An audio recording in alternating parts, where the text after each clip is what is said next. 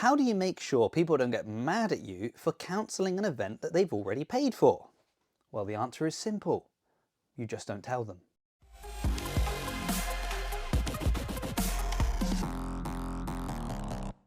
Well, it seems that once again I get to talk about the European Championships. Now in 2022 the drama was about the fact they weren't paying out their podium athletes.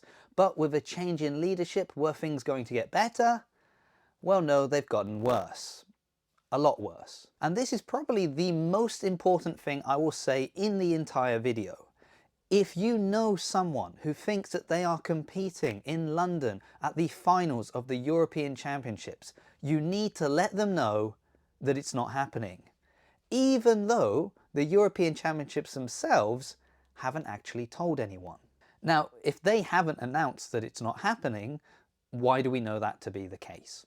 Well, let me just lay out the entire situation for you. And just to be clear, this isn't a competition that has suddenly found themselves in trouble and are having to cancel last minute. It's a lot worse than that. Now here is a very quick history lesson for you. In 2022, people were talking about the European Championships. I personally made a number of videos on the subject because they were not paying out the prize money promised to their podium athletes, as well as money promised to the workforce. But then in 2023, a new owner took over, a new team was put in place, and we could say that the face of this team was Johnny Walker. Now, I'd like you to remember that name because it will come up again later, but he is the person that would have interacted with the athletes, different companies, to help rebuild the European Championships. And again, I did a video on this because it kind of felt like they deserved a second chance at this point. So then in November of 2023, with a new team in place, they ran their first event, seemingly successfully. People enjoyed it, we didn't hear any scandals, so it looked like, once again, the European Championships could be an event you may like to add to your competitive calendar. Coming into 2024, and maybe off the back of the success they felt they had in 2023, they set out an incredibly ambitious plan. They were going to host 2 in-person regional events, as well as an online event for international athletes. All of these events would then feed into their live in-person finals in London, taking place in September. Once again, I cannot stress that that is not happening. And if you know international athletes, please make sure they know that before they get on the plane. So their season kicked off. In fact, in April of 2024, they held their first of these regional semi-final style events. It was in Maidenhead, it went ahead, it was successful, and of course some athletes then qualified to go to the finals in London. For example, Jamie Leville Harris is one of the athletes that was there, so I spoke to him while preparing this video just so we could have a breakdown of the money that the athletes have been spending so far. So he spent £30 to do the initial online qualifier, 85 for the Maidenhead semi-final regional event, and then £105 was the registration for the finals in London. Now that hasn't officially been cancelled, which means no refunds have been issued at this point. But so far so good with these regional events, 1 down and 1 to go. And that brings us to July of 2024, where the next event was supposed to take place in Sheffield. But at this point, the official story and maybe what really happened start to diverge a little bit. So the official account is this. On the 25th of July, just 2 days before the event was due to take place, emails got sent out to athletes, spectators, vendors, sponsors, anyone that needed to be there. They were informed that due to logistical problems beyond their control, well, unfortunately the event had to be cancelled. But don't worry if you're an athlete or a spectator, because your registration or your ticket was going to be transferred over to the London event for the 21st of September, despite the fact that Competition Corner clearly states the date being the 22nd of September. But I'm sure that's just a typo. Now again, if we just want to throw out some calculations at this point, those athletes that are getting their ticket moved over to the event in September, well, maybe they're doing a little bit better financially here, because they've spent their £30 for the online qualifier, they've spent £85 for their registration for this event, but now they're going to London, that should be £105. So they're actually saving a little bit of money, if we don't count maybe the hotel costs or things like that if they were non-refundable. But I also checked in with some of the companies that should have been represented there in Sheffield. For example, Wad Powders had sent out 240 sachets of their product that they've never seen again.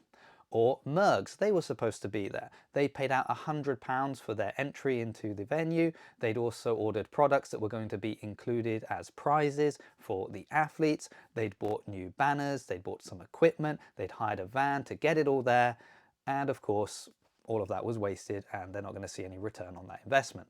So sort of in summary, athletes are inconvenienced, but maybe not necessarily out of pocket yet, whereas these companies have just taken a hit. And then what happens? Well, radio silence from the European Championships. Nobody's hearing anything from them. If you go on their Instagram page, the last posts are in July, just before this event. If you go on their website and you click upcoming events or buy tickets, it takes you to tickets for this event that was supposed to happen in July. But nothing about what's going on in September. And people are reaching out, they're trying to contact them, they're not hearing anything back. And now we are in September, we're just a couple of weeks away from this event supposedly kicking off. People are starting to worry. But some people, they've got an idea. They have a direct contact for Johnny Walker, so they reach out to him. And guess what? Johnny doesn't work for the European Championships anymore.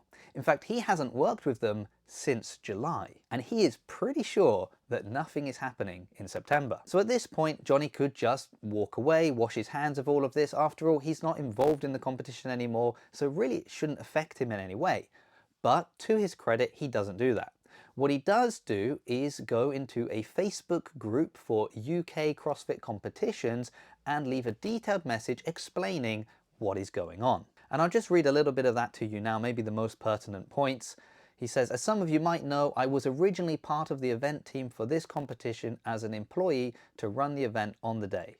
Unfortunately, in July, the owner, Ian Constable, made the decision to cancel the event at the last minute and has not issued refunds to any of the athletes. When I learned about the cancellation, I had a disagreement with Ian because I wanted to inform the athletes immediately. He insisted that I should not notify anyone until last minute and blame it on logistics. We argued about this, and shortly after, he removed me from all my email communications and social media contacts and ghosted me, not paying me my way and out of a job. I've also learned that there is another event scheduled for next week that many athletes still believe is happening. I want to clarify that it is not going ahead.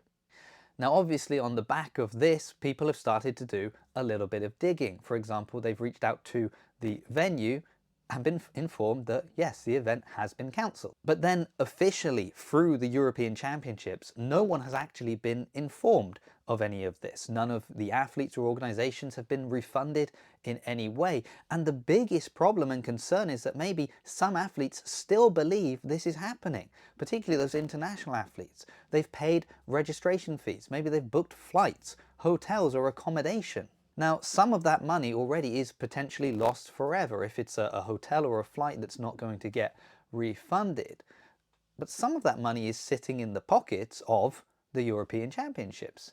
So are those athletes ever going to see that money again? Now, as I said, it is still up on Competition Corner. The European Championships themselves have not officially announced its cancellation as of yet. So at this point, I would say, of course, it is up to individual athletes to decide what they want to do. Are they going to travel to London because, after all, this event hasn't officially been cancelled yet? Or will they look at the evidence being presented through Facebook posts, videos such as these, and make a decision for themselves as to whether or not they think this event is ever really going to happen? Now, as of recording this, we are just over a week away from when the competition theoretically should take place. So it could be that any day now, athletes start to receive emails. So let me be the first to apologise on behalf of the European Championships for those logistical problems that just seem to have come out of nowhere.